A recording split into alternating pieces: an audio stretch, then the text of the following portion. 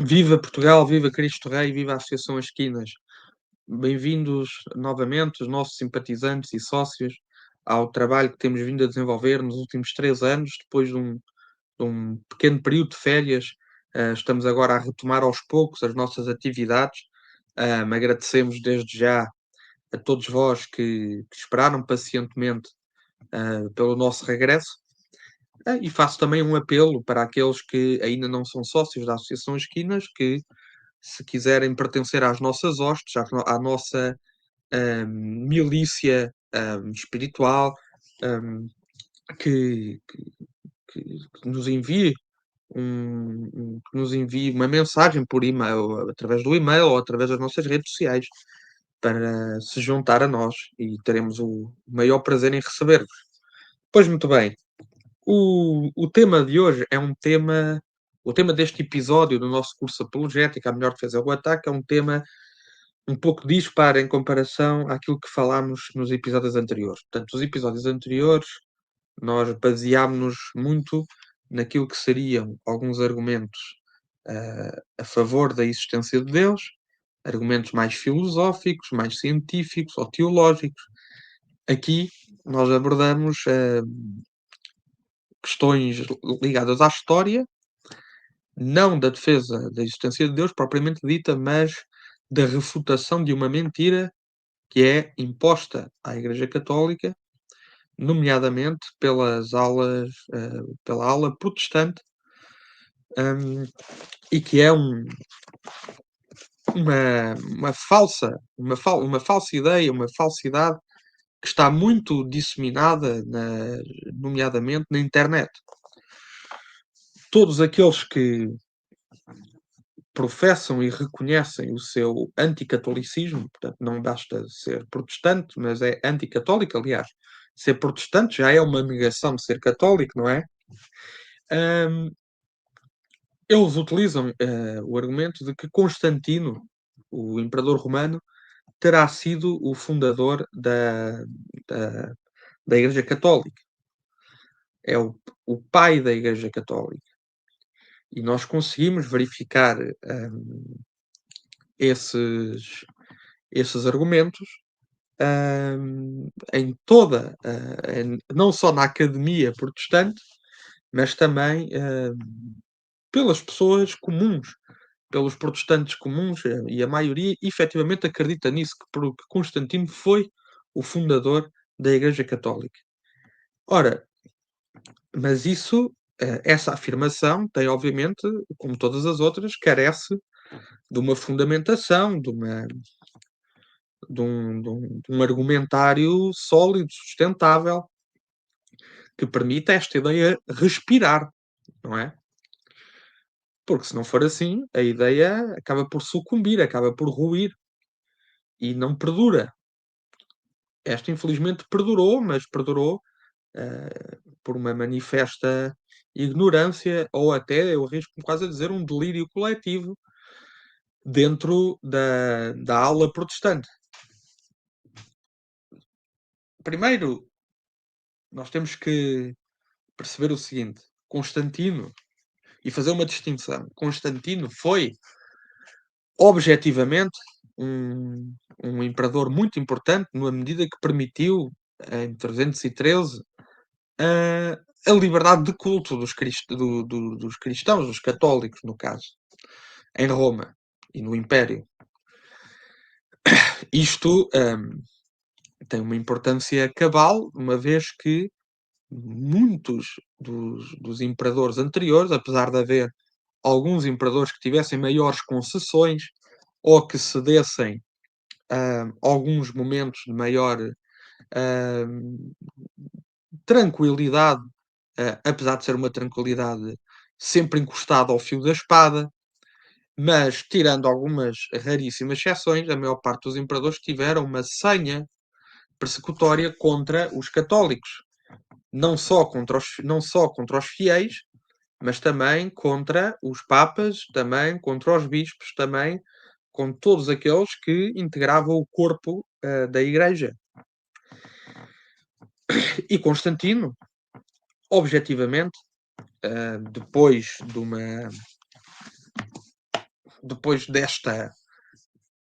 esta grande massa de perseguição que se verificou no. Desculpem estar aqui a mexer nestas páginas, porque é para marcar um ponto daqui a nada, mas exatamente depois desta massa imensa de perseguição, acabou por permitir essa liberdade de culto. E ele próprio converteu-se à Igreja Católica e ao cristianismo. Mas há outra coisa importante, que é o seguinte: de qualquer forma, nem sequer foi o próprio Constantino a oficializar, ou tornar oficial, a Igreja Católica como a Igreja do. Peço desculpa. Está aqui, já encontrei a página que queria, peço desculpa. Não foi o Constantino que oficializou a religião católica, ou a Igreja Católica, como a religião oficial do Império. Isso verificou-se apenas em 380, com o Teodósio, ok? Com o imperador Teodósio, através do Édito de Tessalónica. Aí sim, reconhecendo a Igreja Católica como a Igreja, a religião oficial do Império Romano. Portanto, isso incorre desde logo, já desde num primeiro erro, que se tivesse que atribuir essa paternidade a algum imperador, apesar de tudo, seria Teodósio. Constantino, quanto muito, seria o prelúdio dessa paternalidade, e não o pai. Mas, de qualquer forma, tanto um como o outro não são os pais da Igreja Católica. E nós sabemos isso não só com base bíblica, portanto, com base na Sagrada Escritura, como também na própria história. E na história, e no exemplo da história da Igreja. Vejamos aqui, por exemplo, em João 21:18. Perto da conclusão de João. Depois da refeição, Jesus perguntou a Simão Pedro: Simão, filho de João, tu amas-me mais do que estes? Ele respondeu: Sim, Senhor, tu sabes que te amo. Jesus disse: Apacenta os meus cordeiros. Voltou a dizer-lhe uma segunda vez: Simão, filho de João, tu amas-me? E ele respondeu: Sim, Senhor, tu sabes que te amo. Jesus disse-lhe: Apacenta as minhas ovelhas. Perguntou-lhe uma terceira vez: Simão, filho de João, tu amas-me? Pedro entristeceu-se por lhe ter dito uma terceira vez. E respondeu-lhe: Senhor, tu sabes de tudo. Tu bem sabes que te amo. E Jesus disse-lhe: Apacenta as minhas ovelhas. Esta é uma das passagens na qual nós confirmamos a incumbência que Cristo dá a Pedro, que Cristo dá a São Pedro, o munus espiritual que Nosso Senhor dá ao, ao pescador Pedro, ao pescador Simão, que se tornou Pedro, entre outras, entre aquela mais afamada do tu és Pedro e sobre a tua pedra edificarei a minha igreja, ou, ou a questão da entrega das chaves a Pedro, aquilo que ligares no céu será desligado na terra, e o que ligares na terra será desligado no céu. Portanto, nós verificamos, não tendo que andar em grandes rodeios retóricos, nem em grandes rodeios teológicos, de que Pedro recebeu de Cristo o munus de liderar a sua igreja. E isto também, não falando apenas já na questão protestante, mas falando também naquele discurso pseudo-humanista que tenta afastar de Nosso Senhor Jesus Cristo qualquer tipo de ligação à religião, e nós ouvimos muito disso de certos pensadores, pacifistas, humanistas, todos eles que dizem não, Cristo não tem nada a ver com a religião, Cristo tem a ver com amor, quando não percebem que a religião é exatamente o estabelecimento do amor na Terra. Porque é através da religião e através dos sacramentos da religião é através dos ensinamentos dos papas, é através da tradição que nós nos ligamos ao amor de Deus. Se assim não fosse, bastaria com Deus a própria oração. E nós sabemos que precisamos de meios para chegar ao amor de Deus. Esses meios são garantidos pela Igreja e foram e os sacramentos foram instituídos pelo próprio Cristo, também na própria Escritura. Mas como eu estava a dizer, nós ouvimos recorrentemente esses indivíduos que dizem que Cristo não tem nada a ver com religião. Não, mas Cristo, Ele próprio, diz: sobre a tua pedra edificarei a minha igreja. Não há nenhum malabarismo linguístico que se possa fazer. Cristo declara: eu quero fundar uma igreja. Quero fundar uma igreja em ti, Pedro. Quero que apascentes as minhas ovelhas. Ora, isto não não teria um grande peso se depois se viesse a verificar que Pedro efetivamente não teve nenhuma responsabilidade religiosa ou uma responsabilidade espiritual.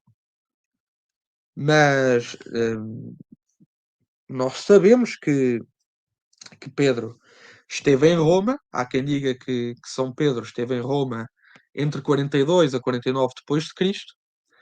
É sabido com centenas de evidências, centenas de escritos, que São Pedro foi Papa. Isso leva-nos a refletir.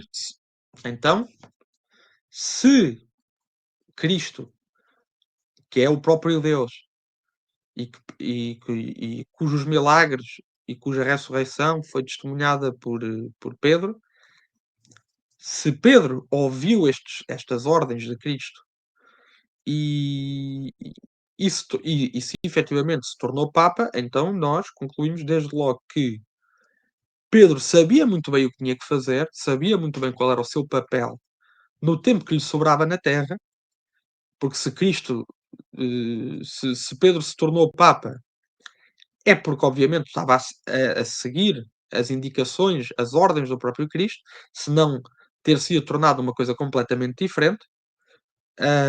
Poderia ter sido um simples evangelizador, como foram os outros apóstolos, mas não, Pedro foi a cabeça da Igreja Católica, foi o líder da Igreja Católica fundada por Cristo em Pedro. Isto, desde logo, leva-nos a outra conclusão, que é, então, afinal de contas, Constantino não foi, nem Teodósio, nem Constantino foram os pais da Igreja Católica, certo? Portanto, a Igreja Católica já vem do, já vem desde Pedro até hoje, até ao Papa Leão XIV, através da sucessão petrina. Portanto, logo aí derruba-se, logo aí muito facilmente podemos demolir essa, essa teoria e essa falsidade protestante. Mas vejam bem, eu tenho aqui um outro livro que se chama A História dos. Desculpem. A História dos Papas, Santidade e Poder, do Luís Tomás Melgar. Este livro até está um bocadinho desatualizado, porque só chegou ao Papa São João Paulo II, já não tem o Papa Bento XVI, nem o Papa Francisco, nem o Papa Leão XIV. Mas serve perfeitamente para compreender a história dos Papas. É muito bem escrito, é escrito de forma resumida. O autor é católico, também ajuda. Mas vamos lá ver aqui uma coisa. Ora bem, então Constantino permitiu esta liberdade de culto em 313. Vamos ver aqui uma coisa muito interessante. Portanto, o Papa que coincidiu, o primeiro Papa a coincidir com Constantino foi São Melquíades. São Melquíades. E depois seguiu-se o Papa São Silvestre. Foi o Papa que esteve e que convocou o Concílio de Niceia. Portanto, vamos lá ver. Isto é a história dos Papas. E nós, o que é que, não sei se vocês conseguem ver, mas o que é que verificamos? A página é a página 72. Ou seja, até nós chegarmos a Constantino, neste livro da história dos Papas, nós temos que percorrer 72 páginas. Então, mas se os protestantes dizem que a Igreja Católica foi fundada por Constantino, este livro não deveria ter começado no ano 313 e evitávamos estas 72 páginas de conhecimento. O que é que se passa aqui? Vamos lá ver. Cada Papa neste livro é numerado. Até Constantino existiram cerca de 30 Papas. Nós temos aqui São Melquíades, é o Papa número 32 da Igreja Católica. Ok? Muito bem. Então isto significa o quê? Significa que de Pedro até Constantino existiram 33 Papas. Num período correspondente a perto de 300 anos. Mas calma, isto não é só. Vejamos, a maior parte destes Papas, se não todos estes Papas de Pedro a Constantino, foram mártires. Foram Papas que morreram por perseguição política de Roma. Foram Papas torturados. Foram Papas martirizados por defenderem a fé cristã, por defenderem a fé católica. Foram Papas que deram assistência aos pobres. Foram Papas que criaram instituições de apoio e de ajuda às viúvas e aos órfãos. Foram Papas que levaram o Evangelho, levaram a verdade, levaram Cristo aos povos. Foram Papas que tiveram grandes papéis diplomáticos, mas no fundo, foram Papas que morreram martirizados, derramaram o seu sangue por Cristo. Papas estes que fartaram-se de combater heresias, começaram a instituir e a fomentar a tradição católica, a tradição que ainda hoje herdamos. Olha, por exemplo, eu cheguei aqui ao Papa São Telósforo, que era um Papa da Grécia. Eu tenho aqui alguns apontamentos, como podem ver. Aqui com a minha horrível caligrafia. Mas, por exemplo, o São Telósforo instituiu a Missa do Galo, o jejum feito na Quaresma, por exemplo. Vemos aqui outro, o São Sotero, casamento válido se abençoado por sacerdotes. São Vítor I, a utilização de água benta em casos de emergência. Mais, São Eleutério aboliu os costumes hebraicos. Mais, estou aqui a ver se encontro mais exemplos. Eu tomei nota dos principais dados de cada Papa. Por exemplo, São Ponciano, canto dos salmos dentro das igrejas. Santo Antero, organização do arquivo da igreja. Mais, portanto,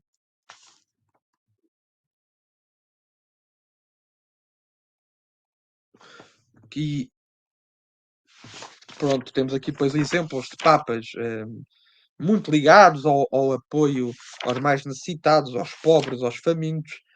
Enfim, não é preciso dar mais exemplos. Por exemplo, aqui está Santo Evaristo, dos 7 diáconos da criação do primeiro colégio cardinalício. Ou seja, pronto, das duas uma.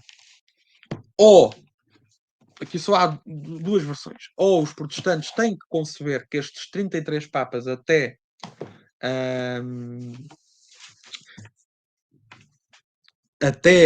Constantino são invenções, portanto, estas pessoas não existiram, toda a documentação existente é falsa, todas as obras são falsas, os seus corpos são corpos fraudulentos, ou parte-se para o caminho mais fácil, que é reconhecer que Constantino não foi o fundador da Igreja Católica, nem o pai.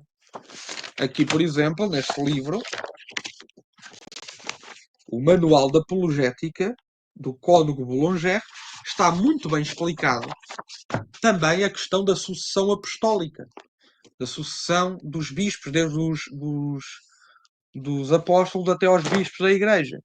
Portanto, há aqui matéria mais do que evidente para dizer que o, o, o argumentário protestante é movido apenas por um radicalismo anticatólico, ah, que, que, se, que, se, que se arma e que se mune de tudo, inclusivamente de uma fraude histórica que aqui foi exposta em apenas 20 minutos.